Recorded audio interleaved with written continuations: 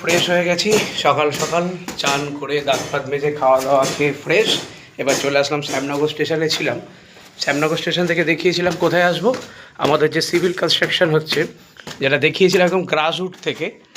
তো উপরের দিকে যাই, যেখানে রড বাইন্ডিংয়ের কাজ হবে, কোথায় কীভাবে ইলেকট্রিকের তার ফেলবে না ফেলবে, পুরো ব্যাপারটাই ওনার সঙ্গে একবার বসে আলোচনা করে নেবো। তো সকাল সকাল দেখতেই পাচ্ছেন মিস্ত্রিরা সকলে কিন্তু কাজ করছেন, যেহেতু রড বাইন্ডিংয়ের কাজ চলছে, ঢালাই পর্ব হবে আর 2-1 দিনের মধ্যেই। সব দিক থেকেই যেতে হয়। ডক্টরবাবুরা বলেছিলেন জিরো ভয়েসে থাকতে, কিন্তু জিরো ভয়েসে কি থাকা যাবে? সম্ভবই নয়। সকাল সন্ধে সকলের সঙ্গে কথা বলতে হয়, আপনাদের ফোন ধরতে হয়, রাস্তায় যেতে হয়, কী করে জিরো ভয়েস হবে? চলুন নিচের দিকে যাই। এটাই আমাদের সিভিল কনস্ট্রাকশনের কাজ। শুধু এখানে নয়, আমাদের আরও 4-5টি জায়গায় সিভিল কনস্ট্রাকশনের কাজ চলছে।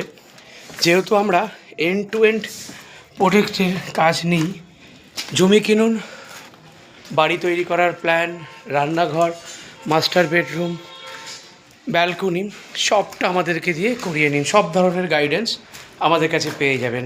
ফলে আর দেরি নয়। স্পেস হোমের দেবনাথদা আছে, সব রকম দায়িত্ব নিয়েছি, সবটা আমার তত্ত্বাবধানে এখানে কাজ হচ্ছে। এরপরে চলে যাব অশোকনগর, হাবড়া।